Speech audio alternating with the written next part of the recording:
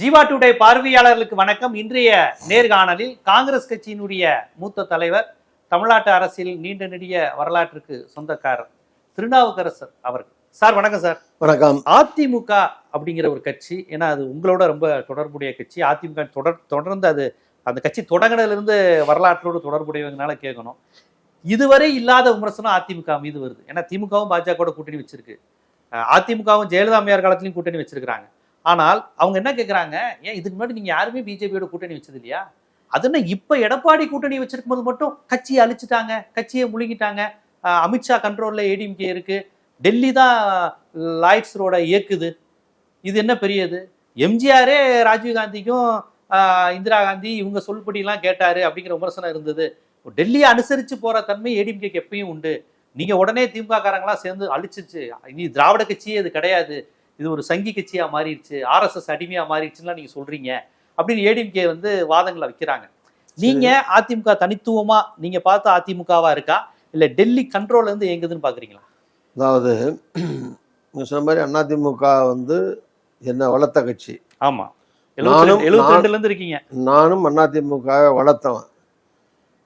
அதிமுகவில் எம்ஜிஆர் கட்சி தலைவராக இருக்கும்போது நான் இளைஞரணி செயலாளராக இருந்து இன்னைக்கு இருக்கிற பல பேரை நான் தான் கல்லூரிகள்ல இருந்து வெளியேருந்து கொண்டு வந்து இளைஞரணி செயலாளர்லாம் போட்டேன். மாவட்டம் நிறைய படம் நீங்க உங்களுக்கு போட்டு விடல, நீங்க பார்க்கலாம்.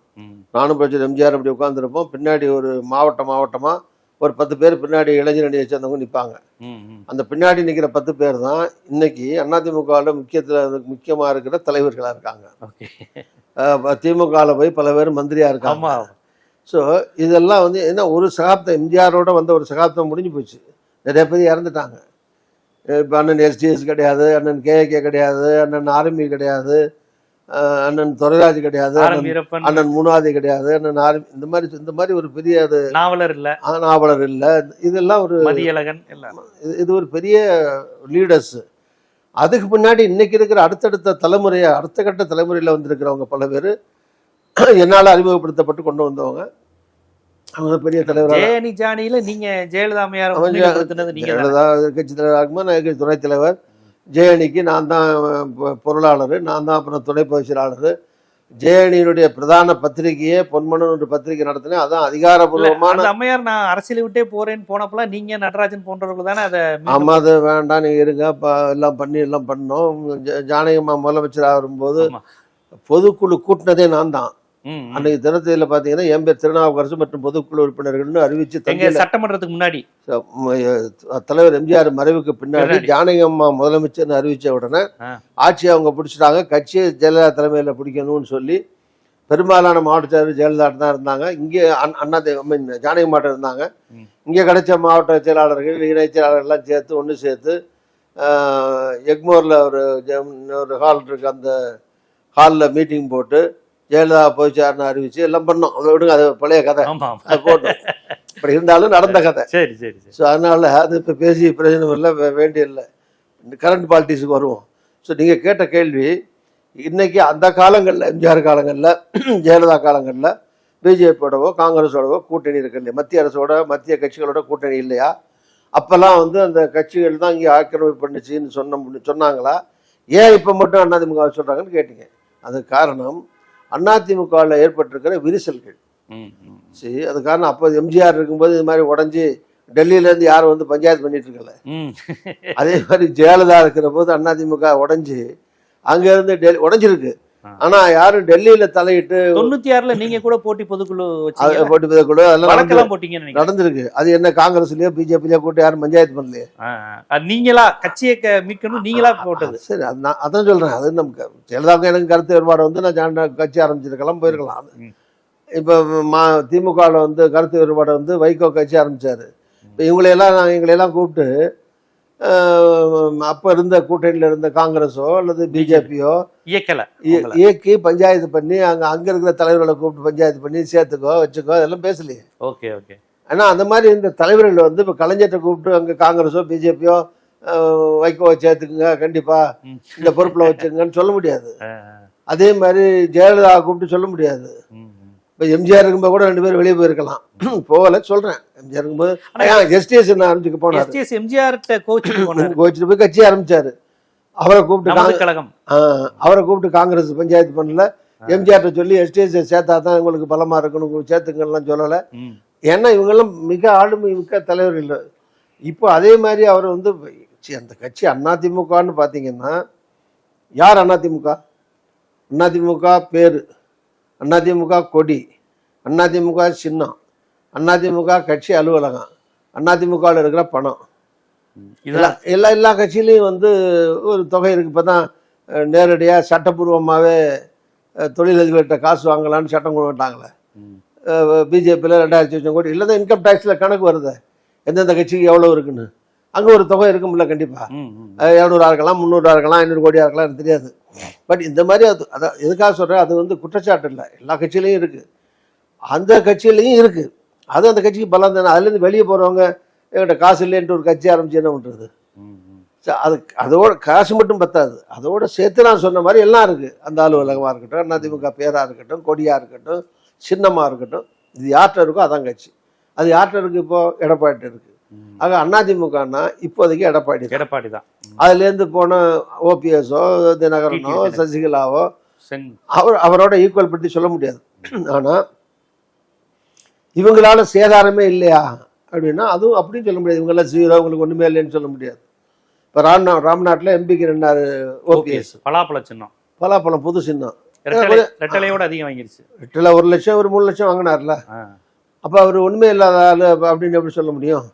அதே மாதிரி இப்போ தினகரன் போன தடவை இப்போ போட்டு ஒரு 10-15 இடத்துல 10,000 20,000 வாங்கி திமுக அதிமுக வந்து தோத்து திமுக அங்கே ஜெயிச்சிருக்கு. ஸோ இப்படி அந்த இழப்பும் இருக்கு. இதில்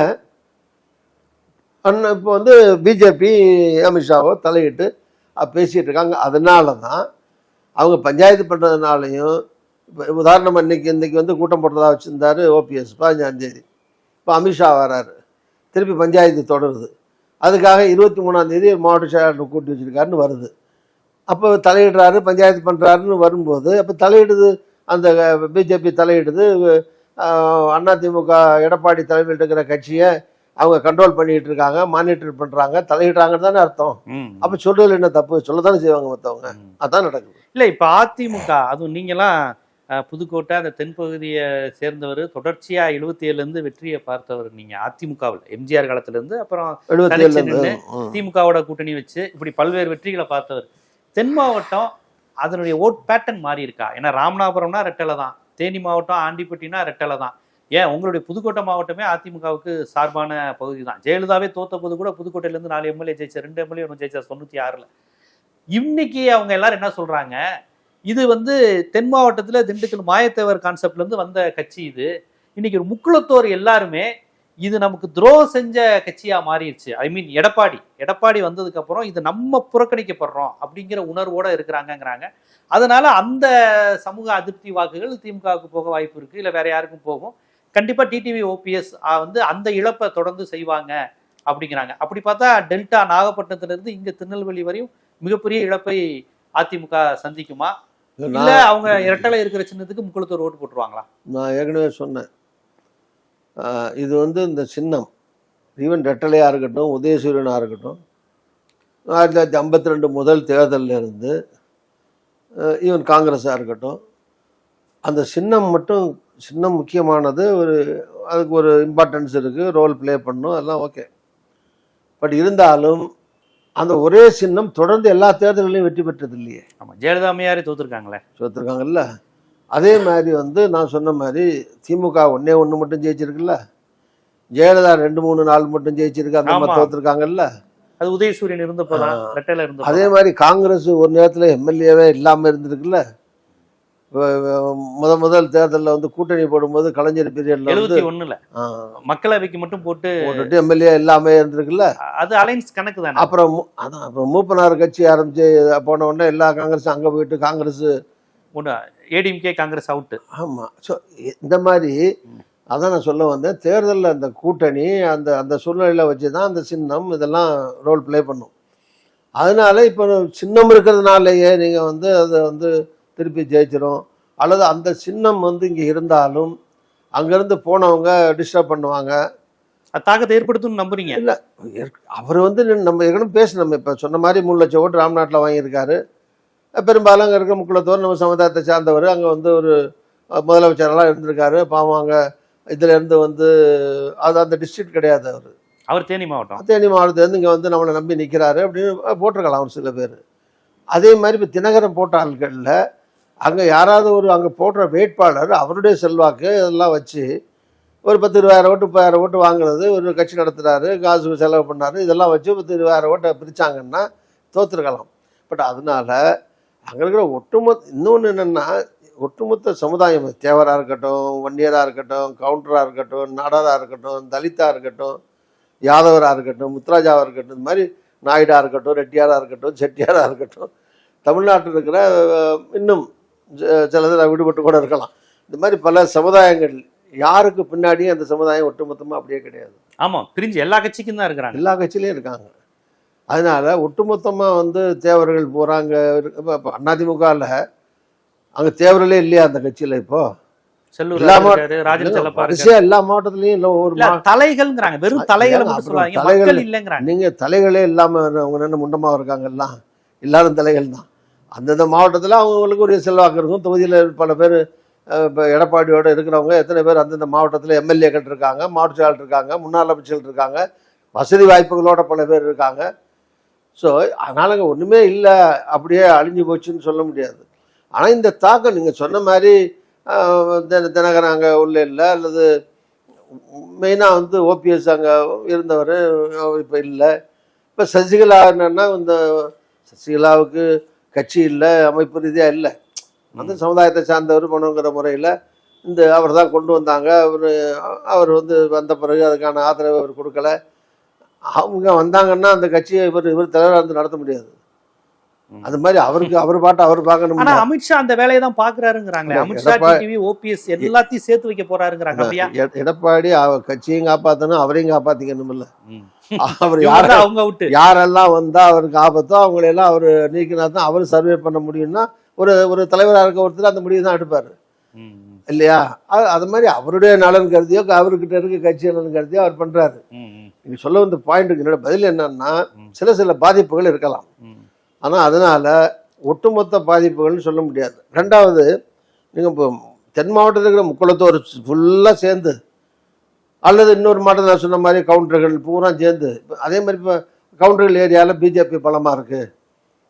சிபி ராதாகிருஷ்ணன் அகில இந்தியாவில் துணை ஜனாதிபதியாக இருக்கார், வானதி சீனிவாசன் மகளிர் அணி தலைவராக இருக்காங்க, 3 எம்எல்ஏக்கள் இருக்காங்க. ஸோ இந்த மாதிரிலாம் வந்திருக்காங்களா, அண்ணாமலை புதுசாக கொண்டு வந்து போட்டாங்க. அதனால் கவுண்டர் சமுதாயம் முன்னாடி அங்கே பிஜேபியில் இருக்குன்னு ஒரு இம்ப்ரெஷனை கிரியேட் பண்ணிட்டு தான் இருந்தாங்க, சொல்லிட்டு இருந்தாங்க.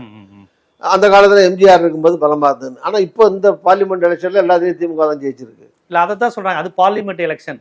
சட்டமன்ற எலெக்ஷன்ல கவுண்டர் பெல்ட் ஃபுல்லா ஏடிஎம்கே தான ஜெயிச்சிருக்கு. நாங்க பார்லிமெண்ட் எலெக்ஷன்லயுமே சரி, சட்டமன்ற எலெக்ஷன்லயுமே சரி, நான் சொல்ற மாதிரி நானும் சொல்றேன், அதுக்கான காரண காரியங்களோட தான் ஓட்டு போடுறாங்க. இப்ப கவுண்டரோ தேவரோ ஸ்டாலினுக்கு ஓட்டு போடக்கூடாதுன்னு என்ன இருக்கு? அப்படி சொல்லல. கடந்த சட்டமன்றத்துல அந்த மத்த மாவட்டங்கள் எதுலயும் எடப்பாடி ஜெயிக்கல பெருசா. ஆனா சேலம், எடப்பாடி, திருப்பூர், நாமக்கல், கோவைன்னு அந்த கவுண்டர்கள் அடர்த்தியா இருக்க பகுதியில அவங்க அந்த 66 சீட்டு கிட்ட ஜெயிச்சிட்டாங்களே. அதாங்க, மற்ற ஏரியாக்கள்லயும் ஜெயிச்சு எல்லா மாவட்டத்திலயும் எம்எல்ஏக்கள். இப்ப அதிமுக தேவரில் எம்எல்ஏ இல்லையா, திருநெல்வேலி மாவட்டத்திலேருந்து ஆரம்பிச்சு எல்லா மாவட்டத்திலையும் எம்எல்ஏக்கள் இருக்காங்க, தேவர் எம்எல்ஏக்கள் இருக்காங்க. அதனால அங்க ஒருத்தருமே வராம 0 ஆயிடுச்சு போன தேர்தல்னு சொல்ல முடியாது. நான் சொன்ன அந்த பாயிண்ட் என்னன்னா, யாரையும் வந்து மட்டமா பேச நினைக்கவும் முடியாது, எந்த கட்சியையும் உதாசீனப்படுத்தவும் முடியாது. அஸ் அ நியூட்ரல் மேனா சொல்றேன். நீங்க அலையன்ஸு, வெற்றி வாய்ப்பு அதெல்லாம் கேட்டீங்கன்னா, நான் ஒரு காங்கிரஸ் தலைவர், என்னுடைய அனுபவத்துல 50 வருஷம் அனுபவத்துல நீங்க கேட்டீங்கன்னா நான் சொன்னேன், எங்க கூட்டணி பலமா இருக்கு, திமுக காங்கிரஸ் கூட்டணி தான் வெற்றி பெறும், ஸ்டாலின் தான் மீண்டும் முதலமைச்சராக வருவாரு. இதெல்லாம் நான் அரசியல் ரீதியா நீங்க கேட்டீங்கன்னா, அரசியல் ரீதியா என்னுடைய கணிப்பு அல்லது நான் சொல்றேன். அதே நேரத்தில் நீங்கள் கட்சி ரீதியாகவோ மற்ற தனித்தனியாகவோ காரண காரியங்களோடு எனக்கு பேசும்போது, நான் ஒட்டுமொத்தமாக நாங்கள் ஒரு 50 வருஷம் அரசியல் அனுபவத்தில் இருக்கிறேன்னா, இல்லைங்க அதிமுக 0 ஒன்றுமே வராது. அதே மாதிரி அதை ஒரு கவுண்டர் கட்சி, கவுண்டருக்குள்ள தான் வரும், தேவர் ஓட்டே வராது. ஸோ இந்த மாதிரிலாம் ஒரு விவசாய இல்லாமல் நம்ம பேச முடியாது. இல்லை, அது கரெக்ட். நான் முடிச்சிடறேன். அதனால நீ காரண காரியங்கள்லாம் நான் சொல்றேன். நீங்க ஒட்டுமொத்த நீங்க அரசியல் கணிப்புன்னா அரசியல் வெற்றி தோல்வி எப்படி இருக்கும், அதெல்லாம் அது ஒரு பார்வை. அது நான் ஒரு கட்சியினுடைய தலைவர்களில் ஒருத்தன். அப்போ என்ன கேட்டிங்கன்னா அது நான் உறுதியாக சொல்கிறேன். எங்களுடைய கூட்டணி அது காரண காரியங்கள் சொல்கிறேன். எங்களுக்கு இவ்வளோ சதவீதம் இருக்குது, இந்த கூட்டணி இருக்குது, வெற்றி வாய்ப்புக்கு எங்களுக்கு தான் பிரகாசமான வெற்றி வாய்ப்பு இருக்குது அப்படி நான் சொல்கிறேன். அப்போ ஸ்டாலின் வந்து வெற்றியை நிரூபித்த ஒரு தலைவர், கட்சியில் வந்து கட்சியை கட்டுப்பாடாக ஒட்டுமொத்தமாக உடையாமல் வச்சிருக்க ஒரு தலைவர், மக்கள்கிட்ட போய் அவர் நான் தான் முதலமைச்சர்னு அவர் அறிமுகப்படுத்தப்பட்டு அவரை மக்கள் ஓட்டு போட்டு அவர் முதலமைச்சராக வந்தார். இப்போ எடப்பாடி ஜெயலலிதாவுக்கு வந்து எம்எல்ஏக்களை வச்சுட்டு தான் அவர் வந்து முதலமைச்சராக வந்தார். அதுக்கு அடுத்தது அவரை முன்னிலைப்படுத்தும் போது அவர் வர முடியல, எதிர்க்கட்சி தலைவர் தான் இருக்கார். இப்படி வெற்றியை நிரூபித்த ஸ்டாலினுக்கு மீண்டும் வாய்ப்பு இருக்குது. அதுக்கு பக்கபலமாக காங்கிரஸ் எங்கள் கூட்டணிலாம் இருக்குது. இந்த காரண காரியங்களோடு நான் சொல்கிறேன், சும்மா குத்து மதிப்பாக சொல்லலை. அதே நேரத்தில் ஒவ்வொரு கட்சியை பற்றி நீங்கள் எஸ்டிமேட் கேட்டிங்கன்னா எந்த கட்சியும் அண்டர் எஸ்டிமேட் பண்ணி இது அழிஞ்சு போச்சு, இதில் ஆளே இல்லை, இந்த ஜாதி சொல்ல முடியாது. அது மட்டும் இல்லாமல் அது மட்டும் இல்லாமல் எந்த ஜாதியும் ஒட்டுமொத்தமாக ஒரு கட்சிக்கு ஓட்டு போடுறதில்லை. அப்படியே போட்டாலும் அது மட்டுமே ஆட்சியை கொண்டு வர தமிழ்நாட்டில் முடியாது. வரல, கடந்த முறை எடப்பாடி வர முடியல. நான் அப்படி கேட்கல கவுண்டர். ஏன்னா திமுக அதிமுக ரெண்டுமே சாதி கட்சிகள் கிடையாது. மாநிலத்தில் அதிகமா தலித் மக்கள் அதிமுக இருக்கிறாங்க, இஸ்லாமியர்கள் எல்லாரும் கலந்துதான் இருக்கிறாங்க, செங்குந்த முதலியார் அப்படி இப்படின்னு கட்சி கிடையாது. இது பெரும்பான்மை சாதியா தமிழ்நாட்டில் இந்த தேவர் சமூகம், கவுண்டர் சமூகம், வன்னியர் இருக்கிறதுனால அது ஒரு விவாதத்துல பேசுபொருளாகும். மற்றபடி எல்லா சமுதாயமும் சேர்ந்துதான் எந்த கட்சியா இருந்தாலும் அப்படிதான் ஆட்சிக்கு வர முடியும். ஒரு ஜாதி போட்டு கண்டிப்பா வர முடியாது. கேள்வி. ஆனா நான் கேட்கறது, மேற்கு மண்டலத்துல இந்தியா கூட்டணி ஸ்ட்ராங்கா இருக்கா? ஏன்னு கேட்டீங்கன்னா கடந்த சட்டமன்றத்துல அவங்க அங்க பின்னடைவை சந்திச்சிருக்காங்க. அதைத்தானே திருப்பி கேட்கிறேன். அதுதாங்க போனதுல சட்டமன்ற தேர்தலில் கொஞ்சம் கூட எம்எல்ஏக்கள் வந்திருக்காங்க, உண்மைதான். ஆனா அதே தொகுதிகளில் இந்த தடவை பார்லிமெண்ட்ல வந்து நான் சொன்னேன் எங்களுடைய கூட்டணி தான் வெற்றி பெற்றிருக்குன்னு சொன்னேன். நீங்க என்ன சொன்னீங்க? அது வந்து மோடிக்கு போட்டதுன்னீங்க. மோடிக்கு போடுறதுல வந்து கேள்வி வரும்போது போட்டாங்க, ரைட்டு. இந்த தடவை ஸ்டாலினுக்கு வரும்போது, ஸ்டாலின் முதலமைச்சரான்னு வரும்போது அங்க யாருமே போட மாட்டாங்கன்னு ஏன் நினைக்கிறீங்க? அதனால அதான் சொல்றேன். அந்த ஒரு தேர்தலோட போன தடவைக்கு முந்தின சட்டமன்ற தேர்தல் அதோட இப்போ நடக்க போகிற தேர்தலை ஒப்பிட முடியாது. நான் சொன்னேன் ஒவ்வொரு தேர்தலும் ஒரு பரீட்சை, ஒவ்வொரு தேர்தலும் வித்தியாசமானது. ஒவ்வொரு தேர்தலுக்கு இடையில 5 வருஷம் நடந்துருது. அந்த 5 வருஷத்தில் நடந்த ஆட்சியினுடைய சாதனைகள், மாற்றங்கள், எதிர்கட்சியில் இருக்கிற பலம், பலவீனம், அது எப்படி நடத்தப்பட்டது, யார் தலைமையில் இருக்கு, அப்புறம் என்ன செலவு பண்றாங்க, அங்க நிக்கிற வேட்பாளர் யாரு, அங்க ராமசாமி நிக்கிறாரா, குப்புசாமி நிக்கிறாரா, இவர் என்ன சமுதாயம், அவர் என்ன சமுதாயம், மற்ற சமுதாயம் நாங்க யாருக்கு ஓட்டு போடுறாங்க, இந்த மாதிரி 100 காரணம் இருக்கு. ஒவ்வொரு தொகுதியில வெற்றி தோல்வியை நிர்ணயிக்கிறது. கண்டிப்பா ஒட்டுமொத்தமா சராசரி பார்க்க முடியாது. போன தேர்தல் இந்த தேர்தல் அப்புறம் ஒப்பிடவும் முடியாது. ஆக இந்த தேர்தல் என்ன அப்படின்னு பார்த்தா நாங்க பரீட்சை எழுதுறதுக்கு தயாரா இருக்கோம். பரீட்சையில எங்க கூட்டணி வெற்றி பெறும், பாஸ் ஆகும். அதுல நீங்க முழு நம்பிக்கையா இருக்கீங்க. ஏடிஎம்கே டிஎம்கே ரெண்டையும் ஒப்பிட்டே ரொம்ப அழகா எப்படி தேர்தல் கான்செப்ட் அமைங்கிறது ரொம்ப விரிவா சொன்னீங்க. அந்த வாய்ப்பு கொடுத்ததுக்கு நன்றி. நன்றி சார். Okay sir.